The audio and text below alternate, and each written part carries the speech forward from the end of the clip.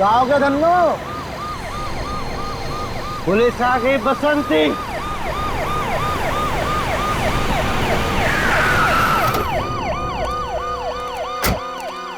क्या हो रहा है ये? हाँ? कुछ नहीं साहब, रेस लगा रहे थे। ए, शराब पिए हुए हैं ये लोग। हवलदार, यस सर। सबको नीचे उतार दो। चला नीचे उतरा, चल नीचे उतर। पता नहीं कहाँ से शराब पी के आ जाते हैं। चलो लाइन में लगो। सीधा खड़ा रहे। ये विक्टोरिया कहाँ से ला रहे थे आप लोग? वहां से। हवलदार, जी सर। दोनों विक्टोरिया की जल्दी से जल्दी तलाशी लो। Yes sir. जल्दी। ए, हाथ ऊपर कर।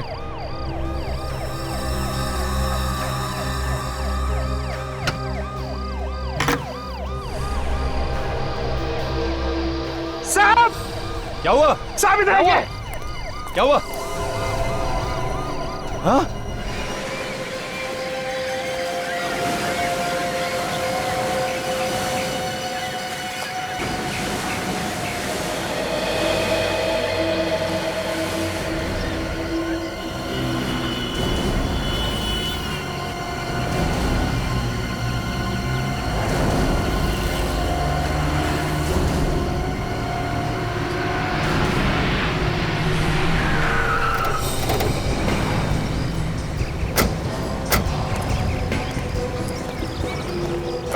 मॉर्निंग सर, इस विक्टोरिया में।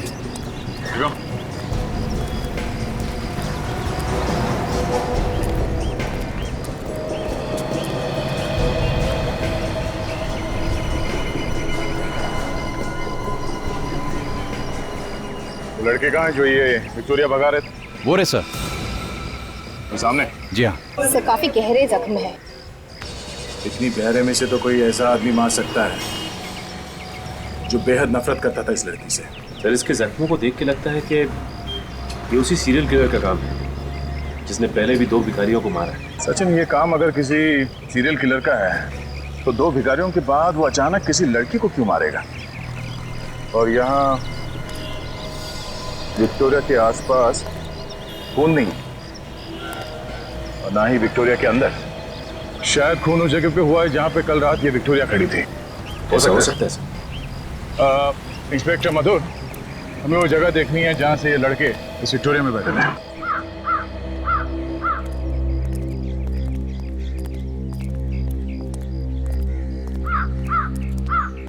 सर, ये है विक्टोरिया का मालिक।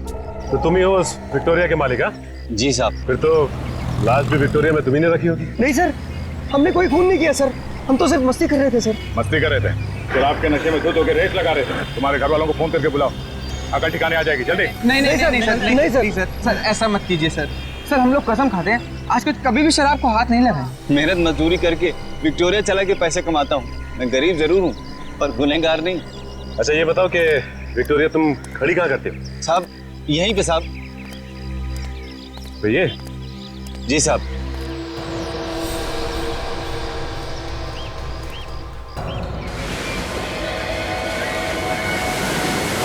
लाश को ध्यान से देखो।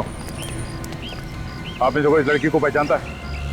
नहीं सर, हमने पहले कभी नहीं देखा इसको। अरे ध्यान से देखो पहले, डरो मत। सर। कल रात किसी आदमी को देखा था इस लाश को इस विक्टोरिया में रखते हुए? नहीं साहब, जाते समय ने विक्टोरिया के आसपास ऐसा कोई आदमी नहीं देखा। मुझे लगता है कि देर रात विक्टोरिया में लाश रखी गई होगी। अशोक, उन 4 लड़कों को तुमने विक्टोरिया भगाते हुए कितने बजे पकड़ा था? करीब रात 2:30 बजे की बात है। इन लोगों के नाम, एड्रेस और फोन नंबर ले लो। आप लोगों की जरूरत पड़ी तो फिर से बुला लेंगे। चलिए सब जाओ। चलिए। सर लड़की का लाइसेंस मिला है, स्मृति नाम है सर इसका, वैशाली नगर में रहती है। स्मृति, वैशाली नगर। ये लाश 11 से 2:30 के बीच में रखी गई। मैंने सब जगह देख लिया, खून की एक बूंद तक नहीं है। मतलब खून यहाँ पे नहीं बल्कि कहीं और किया गया है, क्योंकि अगर खूनी लाश को छुपाना चाहता था तो किसी सुनसान जगह पे क्यों नहीं छुपाया? लाश को विक्टोरिया में डालने का मतलब यह है कि लाश आसानी से दिख जाए। अरे इस जगह को अच्छी तरह से छान मारते हैं। अगर खून की बूंदें या खून का कोई निशान नहीं मिल रहा है तो कोई ना कोई ऐसी चीज जरूर मिलेगी जो हमें खूनी तक पहुंचा सके। हाँ?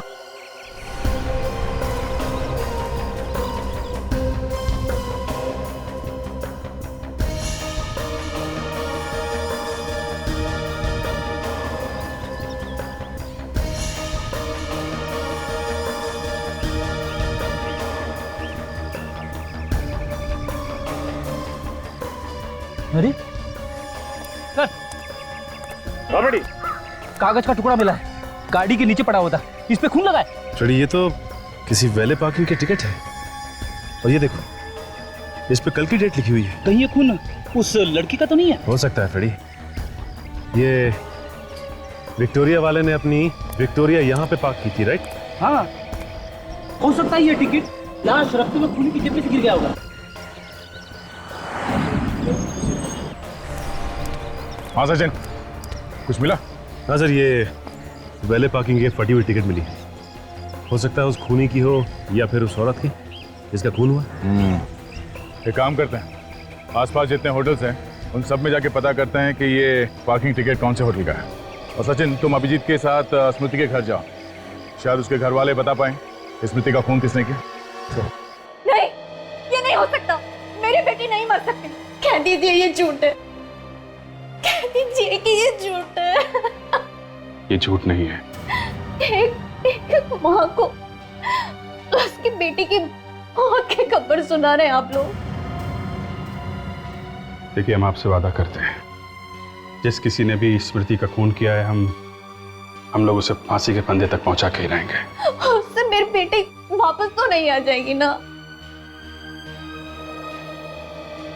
स्मृति काम क्या करती थी? लोगों की शादियां करवाती थी वो। मतलब जो शादियों की तैयारियां करवाते हैं, ये वेडिंग प्लानर? जी हाँ, इन दिनों बहुत बिजी रहती थी वो। कल रात भी एक शादी में गई थी वो। मुझे क्या पता था कि दूसरों के शादी करवाते करवाते मेरी बेटी की आरती उठेगी। कल रात स्मृति कहाँ गई थी? The international hotel. सर, ये होटल तो उसी जगह के पास है जहां से हमने स्मृति की लाश मिली थी। अच्छा, आपको किसी पे शक है? ये उससे नहीं किया है, राजवीर ने ही किया है ये खून। ये राजवीर कौन है? राजवीर उसका दोस्त, बॉयफ्रेंड। अगर वो उसका दोस्त था तो फिर उसका खून क्यों करेगा वो? क्योंकि स्मृति उससे रिश्ता तोड़ना चाहती थी। रिश्ता तोड़ने की कोई खास वजह? ज्यादा तो नहीं जानती मैं, लेकिन कुछ दिनों से उन दोनों के बीच में झगड़े हो रहे थे, इसीलिए स्मृति ये रिश्ता तोड़ना चाहती थी। इस राजवीर का नंबर है आपके पास? दया, तुम लोगों का शक एकदम सही। स्मृति का खून भी ठीक वैसे ही हुआ है जैसे इन दोनों भिखारियों का हुआ। और न सिर्फ स्मृति के शरीर पर भी ठीक उसी जगह पर घाव हैं, बल्कि उन घावों की गहराई भी उतनी है जितनी इन दोनों भिखारियों के घावों की। और तो और, जिस हथियार से इन भिखारियों को मारा गया है, ठीक वैसे ही हथियार से स्मृति का खून भी हुआ है। ओह, तो मतलब बात बिल्कुल साफ है कि स्मृति का खून भी उसी सीरियल किलर ने किया है जिसने इन दोनों भिखारियों को मारा है। सचिन, अगर स्मृति का खून उस सीरियल किलर ने किया होता तो इन दो भिखारियों की तरह स्मृति की लाश भी हमें जंगल से मिलनी चाहिए थी, मगर नहीं, ऐसा नहीं हुआ। स्मृति की लाश हमें खुलेआम एक विक्टोरिया में मिली। फिर सर, ये भी तो हो सकता है कि इसका खून किसी ऐसे आदमी ने किया हो जो सीरियल किलर की नकल कर रहा हो। नहीं नहीं सचिन, ये काम किसी नकल करने वाले खूनी का भी नहीं हो सकता है, क्योंकि हमने अखबार में या टीवी चैनल में कहीं भी ये नहीं दिखाया कि सीरियल किलर शरीर पे 3 बार वार करता है। तो फिर अगर ये सीरियल किलर नहीं है तो ठीक उसी ढंग से उसने स्मृति का खून कैसे किया? हाँ काजल, पता चल गया कहाँ है वो? पूना से? ठीक है, मैं तुम्हें रेलवे स्टेशन पे मिलता हूं।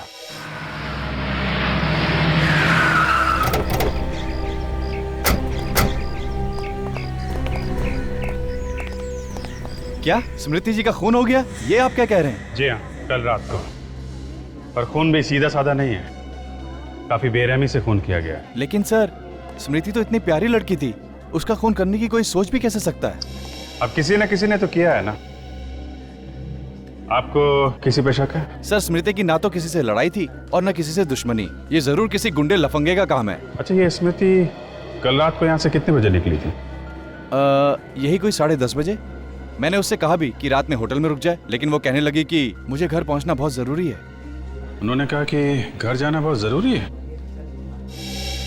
अच्छा, यहाँ से अकेली गई थी या उनके साथ में कोई और भी था? सर वो जब यहाँ से निकली तो अकेली थी। सर ऐसा भी तो हो सकता है कि कोई ऐसा आदमी हो शादी में जो इस पे नजर रखे हुए था, और जैसे ही यहाँ से बाहर निकली वो भी उसके पीछे पीछे निकला। नहीं नहीं सर, यहाँ शादी में सब शरीफ घर के आए थे, उनमें से ऐसा कोई गिरा हुआ काम नहीं करेगा। जब गिरने की नौबत आ जाए तो क्या शरीफ और क्या बदमाश। आप ये बताओ कि वो यहाँ से गई कैसे थी? आई मीन कोई टैक्सी वगैरह की थी उन्होंने? सर बस यही एक बात मेरी समझ में नहीं आ रही कि जब स्मृति अपनी गाड़ी से यहाँ आई थी तो वापस अपनी गाड़ी से ही घर क्यों नहीं गई? वो अपनी गाड़ी लेके आई थी यहाँ? हाँ सर। तो वो गाड़ी अभी है कहाँ? सर वो गाड़ी तो अब तक हमारी पार्किंग में ही है। हमें वो कार देखनी है।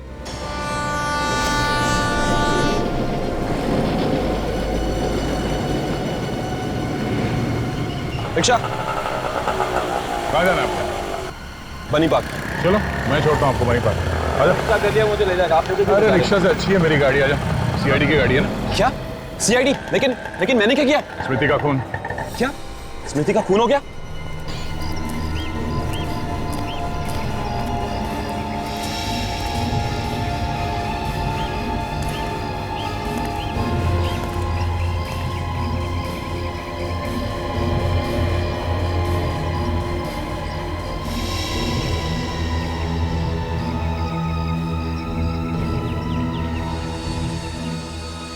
गाड़ी के अंदर और आसपास खून का कहीं नामो निशान नहीं। इसका मतलब खून कहीं बाहर हुआ है, क्योंकि शादी के माहौल में इतने लोगों के बीच में खून करना जरा मुश्किल है। गाड़ी की चाबी देना जरा। सर गाड़ी की चाबी तो कल ही मैंने उनके पास दे दी थी। लेकिन गाड़ी तो अब तक यहीं खड़ी है। सर पता नहीं वो कार क्यों नहीं लेकर गई। स्मृति की लाश के पास से हमें कार की चाबी नहीं मिली है। कितने बजे चाबी दी थी तुमने हमें? कल रात 10:30 पौने 11 बजे। तुम्हें पक्का यकीन है कि वो यहाँ से कार लेकर नहीं गई थी? सर ठीक से कुछ याद नहीं, क्योंकि कल यहाँ पर शादी थी और बहुत सारी गाड़ियाँ आई और गई भी, तो कुछ पता ही नहीं चला। ये भी हो सकता है सचिन कि स्मृति कार लेके यहाँ से गई हो और रास्ते में उसका खून हो गया हो। तो लेकिन खून करने के बाद गाड़ी को यहाँ पार्क करके इतना बड़ा रिस्क क्यों लेगा? ये बात भी है। अवधेश ये लो गाड़ी की चाबी रख लो। एक मिनट, तो चाबी देना। ये देखा?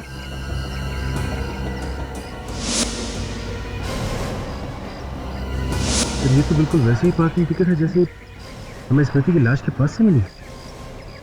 ये पार्किंग कार्ड तुमने स्मृति को दिया था? सर हम स्मृति जी को टिकट देते ही नहीं थे।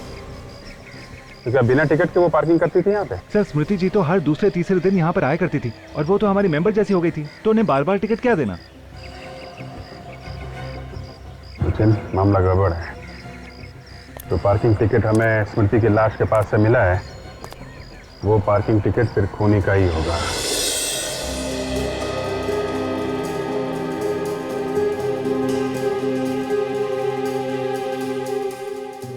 बताओ क्या बिगाड़ा था स्मृति ने तुम्हारा? क्यों मारा तुमने उसे? मैं स्मृति को क्यों मारूंगा?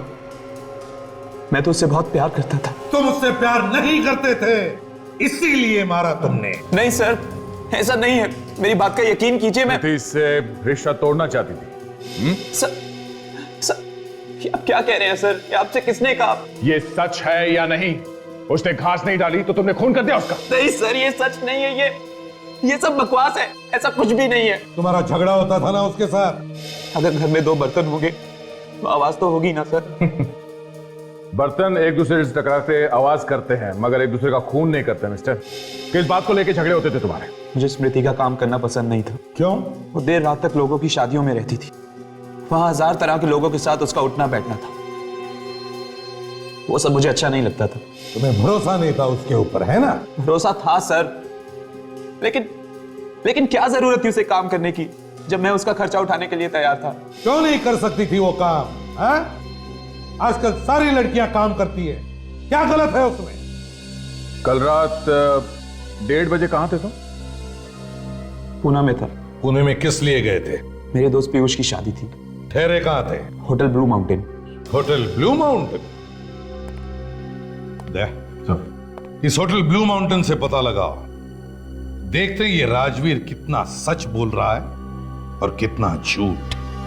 Yes sir. एक बात बताओ, जब तक कोई कस्टमर ये टिकट तुम्हें नहीं देता है, तुम गाड़ी नहीं ले जाने देते ना? नहीं ले जाने देते। और अगर ये पार्किंग टिकट खो जाए तो? सर टिकट खो गया तो 2-3 सवाल पूछने के बाद हम उन्हें गाड़ी ले जाने देते हैं। अच्छा ये बताओ कि कल रात में भी कोई ऐसा आदमी आया था जिसकी टिकट खो गई हो? हाँ सर आया था, लेकिन उसका टिकट खो नहीं गया था, उसका टिकट नीचे से फटा हुआ था। तो फिर तुमने उसे कार ले जाने दी? हाँ सर। कौन सी कार थी? सर लाल रंग की गाड़ी थी, मॉर्फियस ब्रांड की। ये आदमी कितने बजे आया था? तकरीबन रात के 1 बजे। फिर इसका मतलब है कि रात को 1 बजे तक खूनी की गाड़ी पार्किंग लॉट में खड़ी थी और स्मृति की कार भी वहीं पे खड़ी। हाँ सर, लेकिन ये दोनों होटल से निकले कैसे होंगे और गए कैसे होंगे?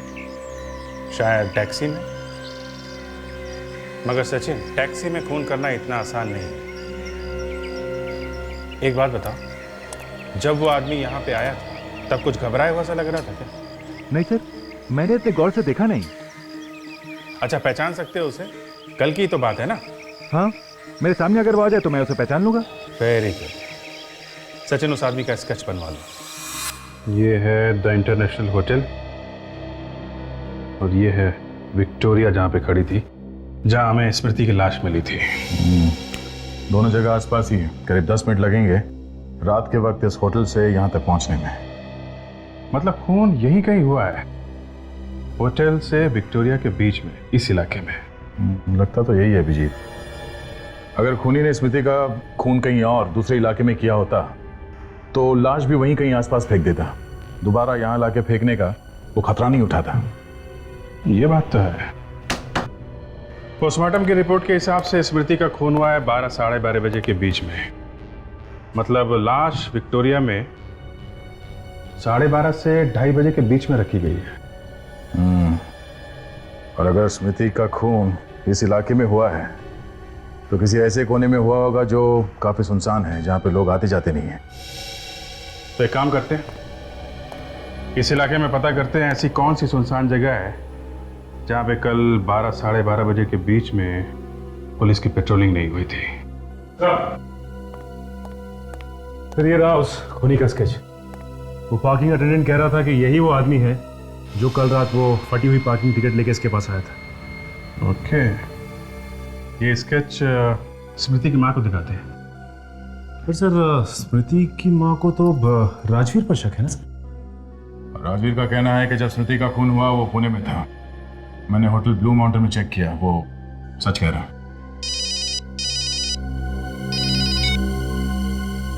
हाँ डॉक्टर सोलंकी। बॉस, ये है वो कार जहां पर स्मृति की लाश रखी गई, इस डिक्की में। ये क्या कह रहे हैं सालुंकी साहब? स्मृति का खून उसकी अपनी गाड़ी में हुआ? बिल्कुल। खूनी ने खून करने के बाद इस कार को अच्छी तरह से साफ किया, लेकिन मैंने फिर भी इसमें कुछ खून के दाग निकाले लिए। जरा देना।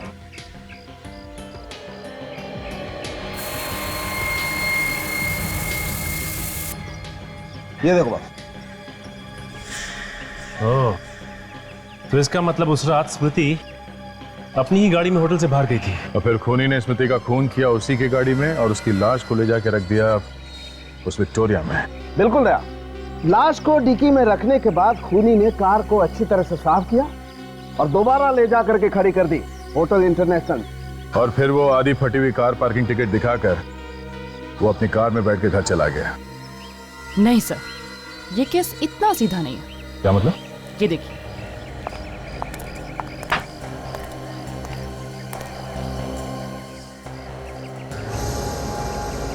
कौन है? ये दीपू है सर। ये एक मुजरिम है जो 1 महीने पहले ही जेल से छूटा है। लेकिन दीपू का इस केस से क्या लेना देना है? लेना देना है। इस दीपू की उंगलियों के निशान हमें इस कार पर से मिलेंगे। क्या? स्मृति की कार में से दीपू की उंगलियों के निशान? मतलब स्मृति का खून इस दीपू ने किया? हो सकता है। देखो, दीपू को जेल से छूटे हुए 1 महीना हुआ है और इन दोनों भिखारियों का खून भी इसी 1 महीने के अंदर हुआ है। अगर स्मृति का खून इस दीपू ने किया है तो फिर इस आदमी के पास वो फटा हुआ कार पार्किंग टिकट कहां से आया जिसपे स्मृति का खून लगा था? हाँ बेटी।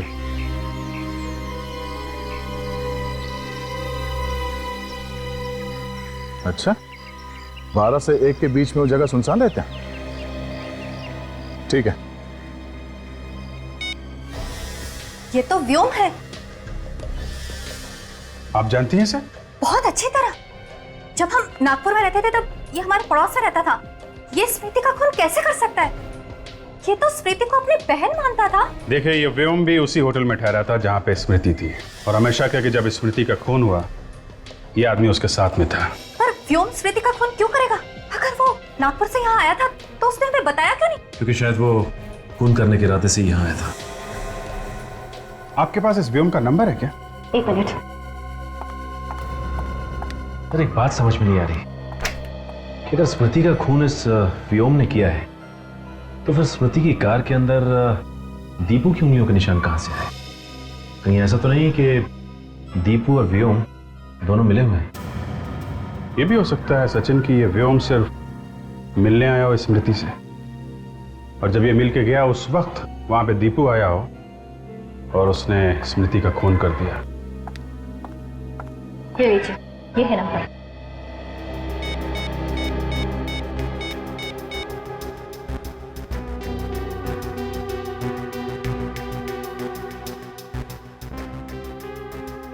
सर, इसका नंबर तो बंद आ रहा है। फोन बंद आ रहा है, मतलब मामला गड़बड़ है।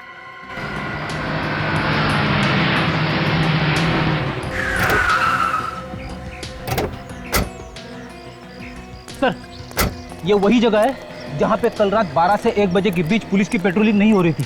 रात के वक्त बिल्कुल सुनसान रहता है इलाका। शायद स्मृति का खून यहीं पे हुआ है। बड़ी पानी का नल, शायद खूनी ने अपनी गाड़ी यहीं पे धोई। एक काम करो बेटी, गाड़ी में से स्प्रे लेके आना। स्प्रे? स्प्रे क्यों? अगर खूनी ने अपनी कार को यहाँ पे धोई है तो खून के छींटे गाड़ी से उतर के जमीन पे गिरी होगी।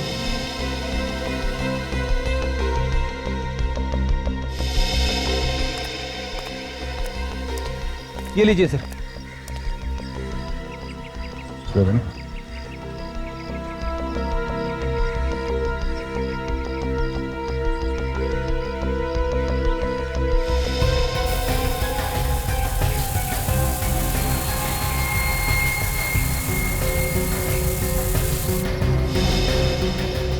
कौन है?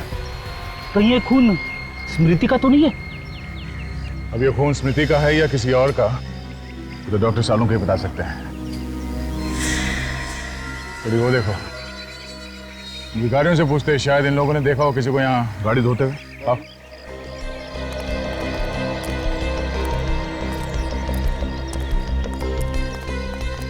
तेरे बच्चे खुश रहे हैं। क्या खुश रहे? 1 रुपया दे के गया। सब 1 रुपया दो ना, सबका कौन कहना चाहिए?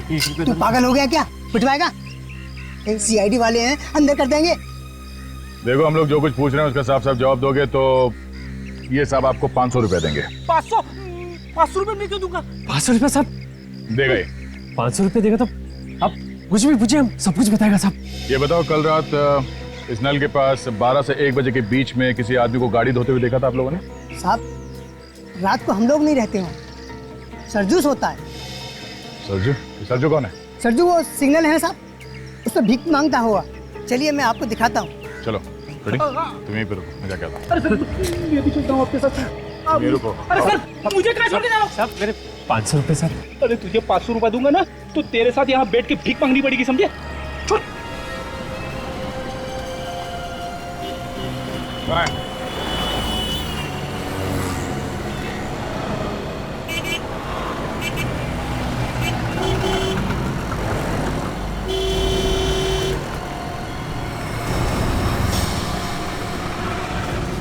थोड़ा सा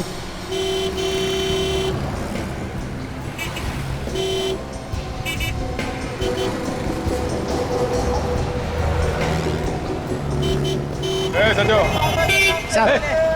आजा। क्या बात है सर? ये बता, कल 12 से 1 बजे के बीच रात को तो उस म्युनिसिपैलिटी के नल के पास सो रहा था। हाँ साहब, सोया तो था लेकिन वहाँ से थोड़ा दूर। अच्छा, वहाँ किसी को गाड़ी धोते हुए देखा था क्या तुमने? देखा था, हाँ साहब देखा, 2 लोग थे। जरा ये फोटो देखो, ये था वो आदमी? पता नहीं साहब, उस वक्त सड़क पर लाइट नहीं जल रही थी, नहीं देख पाया। अच्छा, वो लोग आपस में क्या बात कर रहे थे वो तो कुछ सुना होगा तुमने? हाँ सब सुना था, वो कुछ सिटी हॉस्पिटल कुछ बोल रहे थे। सिटी हॉस्पिटल, ठीक है, आसपास ही नजर आना, फिर आऊंगा।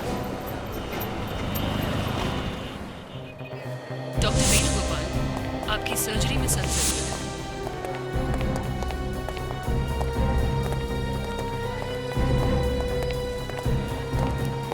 डॉक्टर प्रकाश, एक्सक्यूज मी, आपकी कैजुअल्टी वार्ड में सर। हम लोग सीआईडी से हैं। CID? Hello, I am doctor Shyam. कुछ मदद कर सकता हूँ आपकी? जी हाँ। आप जरा ये फोटो देखिए। इस आदमी को यहाँ हॉस्पिटल में देखा था कुछ दिनों में? ये तो दीपू है। दीपू? आप जानते हैं दीपू को? बहुत अच्छी तरह से। आज सुबह ही मैंने इसका ऑपरेशन किया था, दिल का, आई मीन बाईपास सर्जरी। मतलब है ये दीपू भाग के यहाँ आया अपनी बाईपास सर्जरी करवाने के लिए, स्मृति का खून करने के बाद? ये आप क्या कह रहे हैं सर? दीपू और किसी का खून कर सकता है? उसे इस हॉस्पिटल में जब लेकर आए थे वो तो ठीक से खड़ा तक नहीं हो पा रहा था, वो किसी का खून कैसे कर सकता है? बड़ी अजीब बात है सर। अगर इस दीपू की हालत इतनी खराब थी तो वो परसों रात स्मृति की कार में क्या कर रहा था?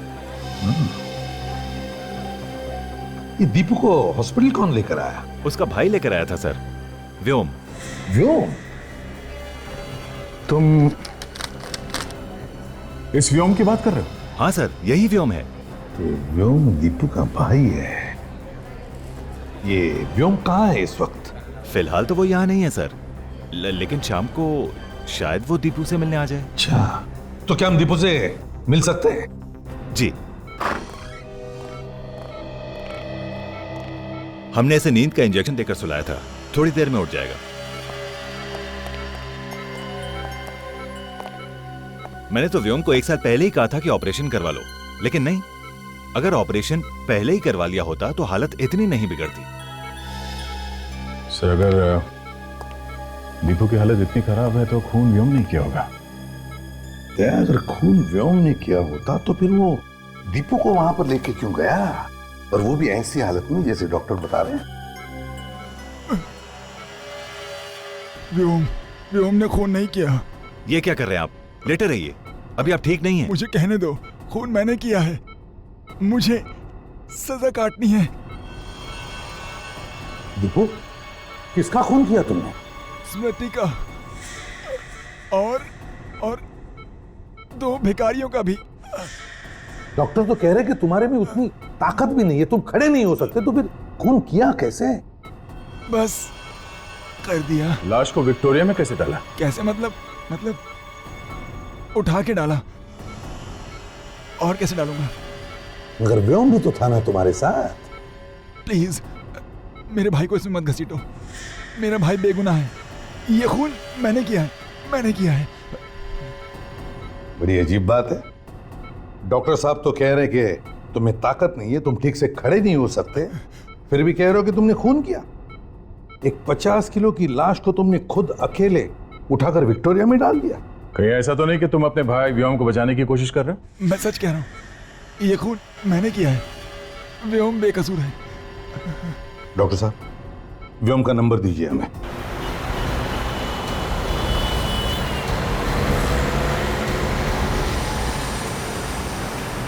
ये व्योम का मोबाइल इसी एरिया में कहीं है, इसी एरिया में। लेफ्ट जा रहा है, आगे लेफ्ट टर्न लेना। वह है तो इसी एरिया में।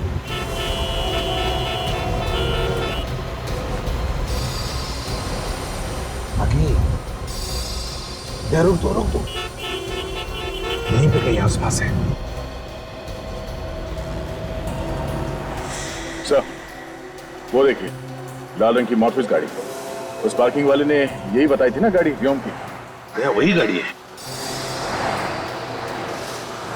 क्या? वो देखो, वो भी आ रहा है।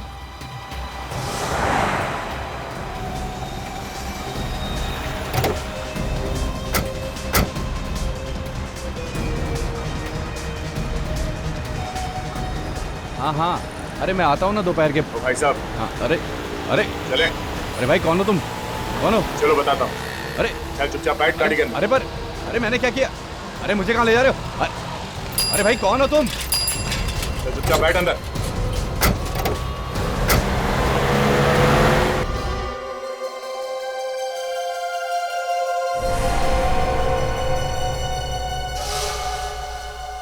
गलती हो गई मुझसे। फोन करने के बाद कह रहा है कि गलती हो गई। हाँ? स्मृति को क्यों मारा तुमने? वो तुम्हारी बहन जैसी थी ना? बहन जैसी थी ना? बहन तो नहीं थी। जी चाहता है कि तुम्हारे गर्दन को रस्सी की तरह मरोड़ दो। मारा क्यों उसे? पता नहीं, अचानक मुझे क्या हो जाता है, मेरे हाथ खून करने के लिए तड़पने लगते हैं। मतलब ये सारे खून और भिखारियों को भी? उनको भी मैं नहीं मारा।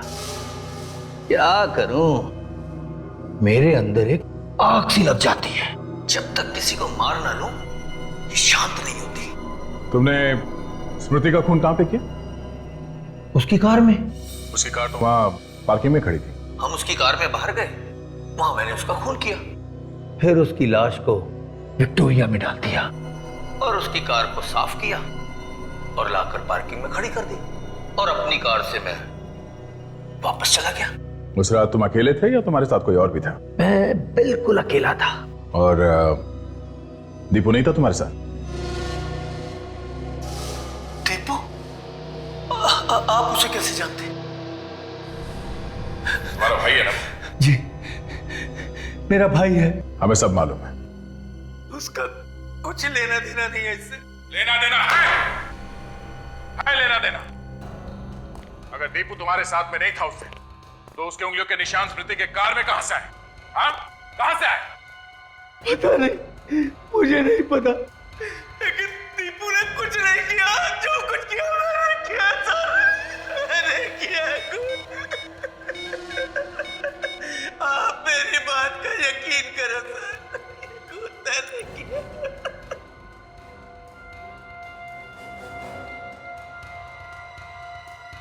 जरा इधर आओ।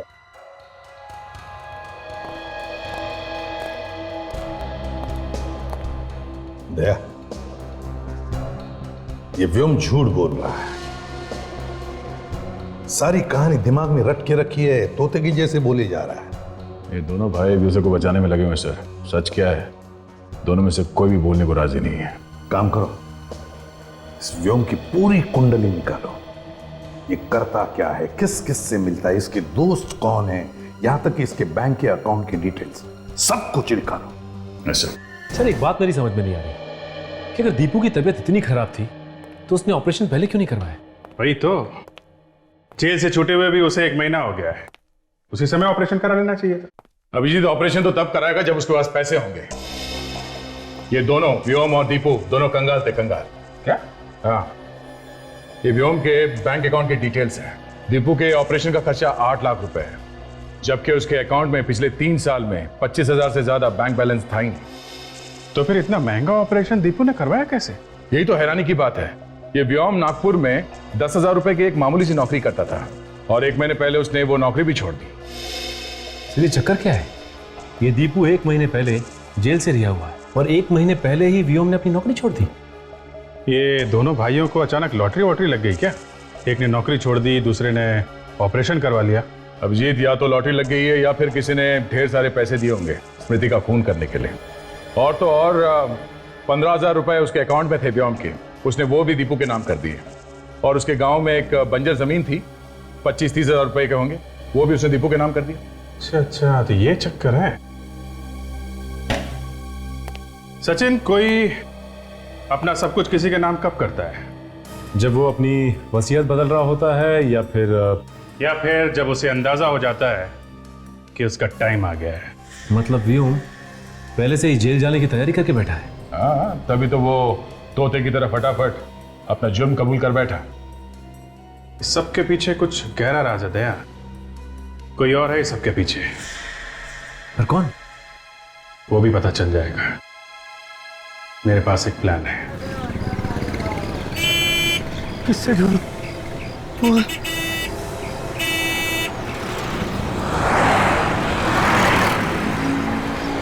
भाई साहब एक्सक्यूज मी, मेरे भाई की जान बहुत खतरे में।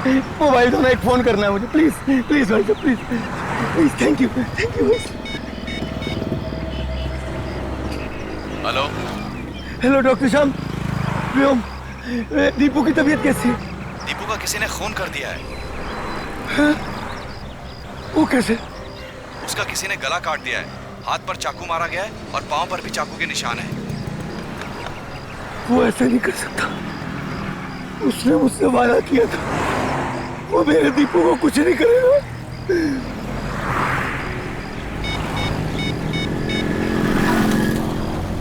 मुझे तुमसे अभी मिलना है। क्यों? मैं व्योम। मैं नहीं मिलना चाहता तुमसे। देखो, अगर तुम मुझसे नहीं मिलोगे तो मैं सीआईडी को सब कुछ सच सच बता दूंगा कि ये सब तुमने किया है। अच्छा ठीक है, कहाँ मिलोगे? नारीवन पॉइंट के डेडलाइन पे।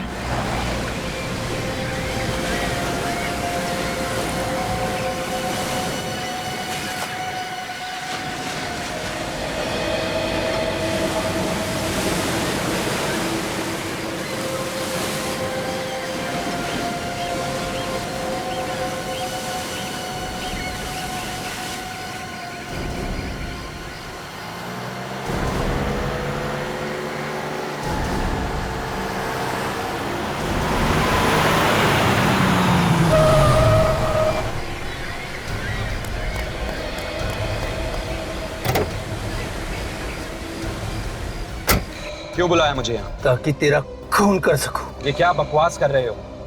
नशे में हो क्या? नशा सवार है मेरे सर पे, मौत का।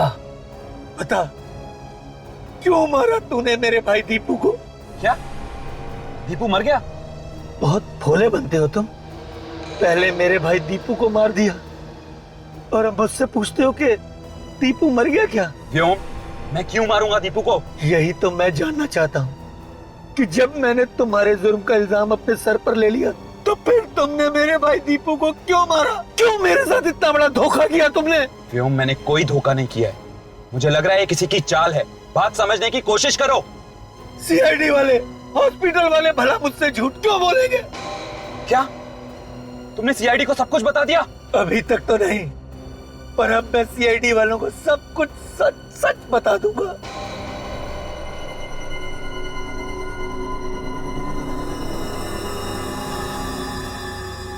अगर जिंदा रहोगे तब ना।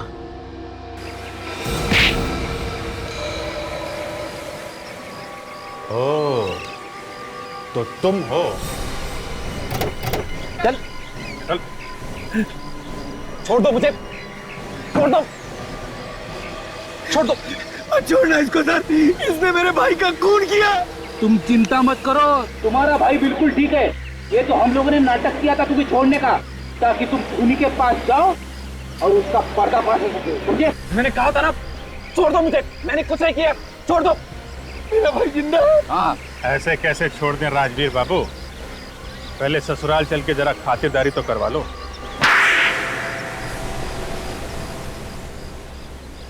हाँ, मैंने भिखारियों को मारा था। पर क्यों? मेरे अंदर एक आग है, एक ऐसी आग जो तब तक ठंडी नहीं होती जब तक किसी को मार ना दूं। ये कैसी आग है? तुम एक मानसिक रोगी हो, मेंटल पेशेंट। स्मृति भी यही कहती थी, वो चाहती थी मैं अपने आप को कानून के हवाले कर दूं। पर तुम्हें ये मंजूर नहीं था, इसलिए तुमने स्मृति का खून कर दिया। स्मृति को मैंने नहीं मारा, व्योम ने मारा है। मैंने तो इन दोनों भाइयों को 8 लाख की सुपारी दी थी स्मृति का खून करने के लिए। तो तुमने और तुम्हारे भाई दीपू ने मिलकर स्मृति का खून कर दिया? दीपू ने कुछ नहीं किया, खून मैंने किया। दीपू तो बस मेरे साथ था और विक्टोरिया में लाश भी मैंने ही रखी थी। मगर तुमने व्योम और दीपू को ही क्यों चुना? कुछ दिन पहले व्योम आया था स्मृति से पैसे उधार मांगने के लिए, लेकिन उस समय स्मृति के पास इतने रुपए नहीं थे, तो मैंने सोचा क्यों ना व्योम की मजबूरी का फायदा उठाया जाए। इसलिए तुमने इसे पैसों का लालच दिया, ताकि ना सिर्फ ये स्मृति का खून कर दे, बल्कि उन भिखारियों की मौत का इल्जाम भी अपने सर पे ले ले। क्यों? हाँ, लेकिन मुझे क्या पता था तुम सीआईडी वाले बाल की खाल निकाल दोगे। व्योम ने अपना गुनाह कबूल भी कर लिया था, लेकिन फिर भी तुम लोगों ने मुझे फंसा ही दिया। जिस तरह काले बादल सूरज की रोशनी को छुपा नहीं सकते, उसी तरह जुर्म के बादल इंसाफ की रोशनी पे पर्दा नहीं डाल सकते। तुम लोगों को फांसी होगी, फांसी।